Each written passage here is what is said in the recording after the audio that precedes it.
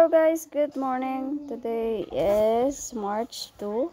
So pupunta nga tayo dun sa aking munting poultry para mag-harvest nga na naman tayo ng itlog. So ngayon lang na naman tayo mag-harvest kasi nag-stop sila ng mga 3 months or 4 months like that. Kasi nga namatay yung aking mga rooster. So kailangan kong bumili ng bagong rooster. So ayun, nakabili nga ako ng rooster na Rhode Island Red and Jersey Giant. So, ito yung aking tanim na bagong patola. May bunga na. Nandito rin dito sa aking silihan tayo dumahaan para punta sa aking maliit na poultry.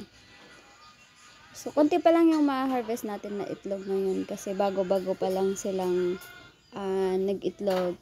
So, dito nga kinulong ko yung aking pato dito kasi nag-iitlog din siya. Ayan, meron na siyang 11 eggs. Sana mapisa niya yan lahat. Para dumami na rin yung ating mga pato. So, dito sa kabila ay yung aking madungis na baboy. And ito din yung dalawa. I-dispose ko na tong dalawa na to. Ang sweet naman nila. Ayaw nila maghiwalay. So, ito na nga, nag-aabang itong aking mga manok. Papasok ako. So, ayan, nagbigay ako ng pagkain para makapasok tayo sa kulungan. Konti na lang sila kasi marami yung namatay last year. So, magpapanibago na naman tayong alaga ng mga manok. Sana maparami na natin this time. So, itong aking mga Brahma, ito yung unti-unti kong napaparami. Dati 3 lang yan sila. So, namatay din yung isa. Pero ayan, madami naman yung napalit. 11 yata yan sila, yung bagong Brahma ko dyan. 11 or 12 like that. So ito, yung aking mga saso and decal brown. Ayan yung binili kong rooster, yung Rhode Island. Ayan, nangitlog na nga yung isa. Ayan o. Ito yung binili kong Jersey Giant na worth 2,200. This one, the black one. So, ang hirap ng maliit kasi hindi abot. Yan, mainit-init pa ang kanyang itlog. Kita nyo yung kanyang kulay. Talagang siya, peach.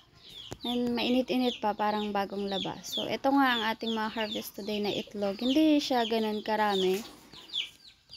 Pero okay na yan, pang araw-araw nating ulam. Maybe by next month siguro or maybe this month mag-iitlog na yan lahat. So marami-rami na rin tayong mga harvest. Ito ang aking na-harvest for today. Ayan. Konti lang, nasa 20 plus. Kasi meron pa sa bahay. So, ayan nga. Sana by next month marami tayong ulit mga harvest. Dati nakaka-harvest ako sa isang linggo nakaka-harvest ako ng 2 tray or 3 tray ganon, 3 tray.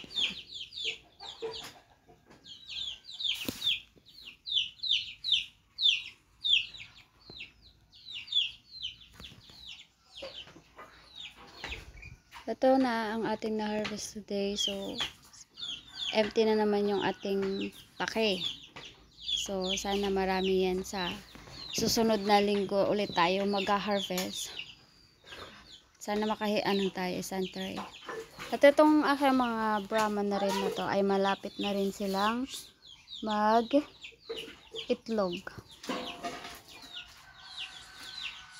Yan, kung nakikita nyo, ang daming mga gulay-gulay dyan na talong tsaka upo.